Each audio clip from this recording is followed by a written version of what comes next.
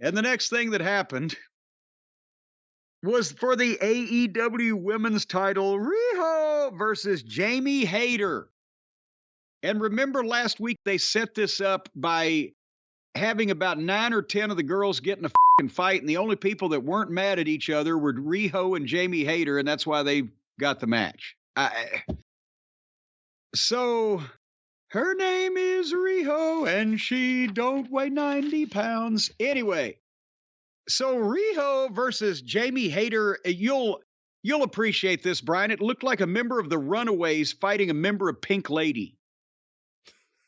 Think about it. See, there you got that. There you got that one. Sometimes you hit me with a reference. I don't know where you got it from, but I'm impressed. So anyway, poor Jamie Hayter. I mean, and this went through a break. It was 10 minutes bell to bell, and there's this giant girl with this fucking tiny girl. And yeah, so there you go. What'd you think? Watching this with some people here at the house, a lot of the comments were about just how skinny or small, whatever you want to say, Riho was. If you take away the doilies and whatever, all the frilly stuff that extends her size, she's so slight. If you really just look at like the size of her waist, she's so slight that you realize how ridiculous it is.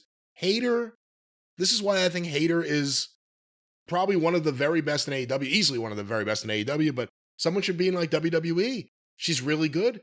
She almost made this work, but there was some ridiculous moments where like Riho had her down and it's like she didn't even, it was like she wasn't strong enough to grab the leg. I don't even know how to describe this. There was a moment like she went for Hayter's leg, but like she just gave up and just almost covered her. And then it was a kick out. Hayter made this what it was.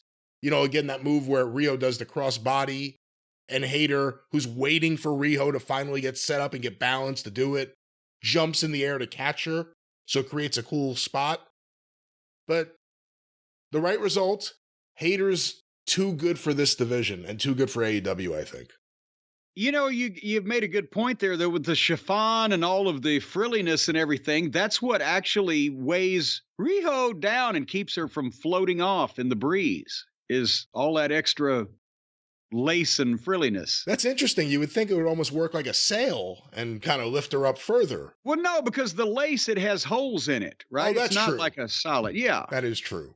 So it creates the wind resistance. It lets the wind go right through instead of creating wind resistance. So the wind doesn't blow Riho away. If you're going to wrestle Jamie Hayter, isn't this the week to bring out your pipe and use it? Yeah. This woman's going to kill you. She's the champion. I think all the fans used their pipe before they had to watch this match. In the parking lot.